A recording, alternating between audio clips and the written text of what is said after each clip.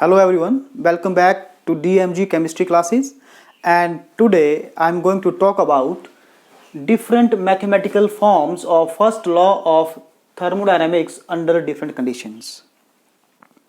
And in my previous video I discussed the mathematical formulation of first law of thermodynamics, and we also derived some equations, and those equations were that delta U equal to Q plus W and delta U equal to Q minus P delta V, where Q is the heat absorbed by the system, delta U is the change in internal energy of system, and P delta V is the work of expansion or work done by the system.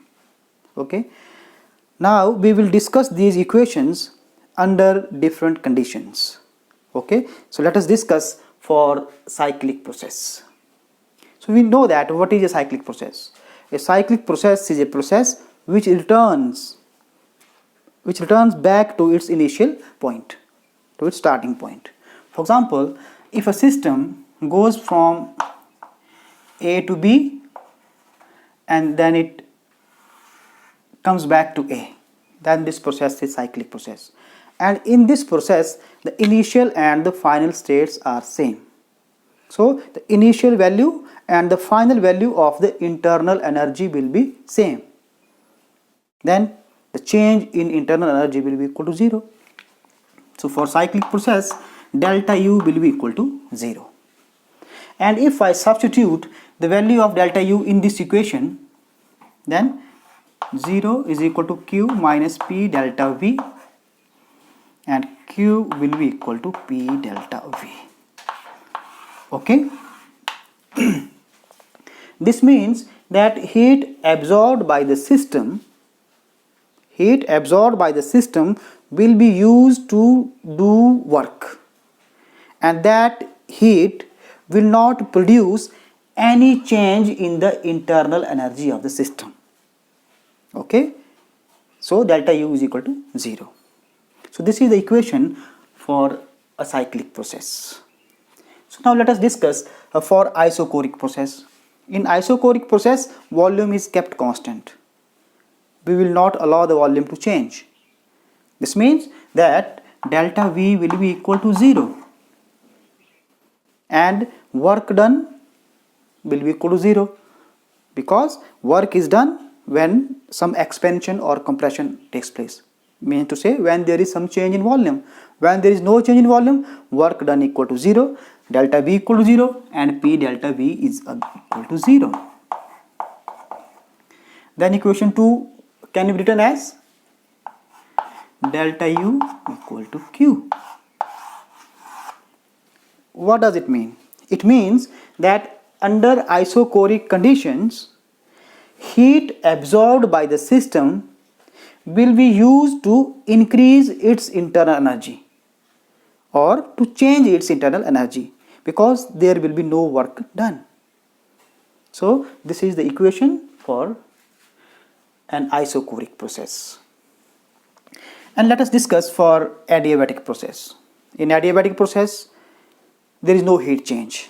No heat will be absorbed, no heat will be given out. This means Q is equal to 0. So for adiabatic process, Q is equal to 0. And if Q is equal to 0, then equation 2 will become delta U equal to minus P delta V. This means that there is no supply of heat from outside, and still if the system wants to do work, then system has to spend its own internal energy, and its internal energy will decrease, or its internal energy will change, and that change or decrease in the internal energy will be converted into work done. Okay, so this is the equation for an adiabatic process. Now let us discuss for isobaric process. An isobaric process is a process which is carried out at constant pressure. The pressure remains constant, and when pressure remains constant, expansion can take place, because I have told you that when we have a gas inside a cylinder and and we keep the external pressure or atmospheric pressure constant, then that gas will expand if the internal pressure is more than the external pressure.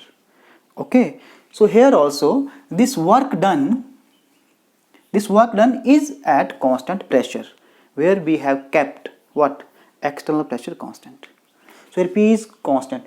So this equation number 2, we will not change this equation. This equation 2 is at constant pressure because here we have kept pressure constant. So we can rewrite this equation as, that is delta U equal to Q plus minus P delta V. This means that change in internal energy is equal to heat absorbed plus work done. Okay, and I can also rearrange this equation, that is Q is equal to delta U plus P delta V. Okay, and from this equation we see that heat absorbed by the system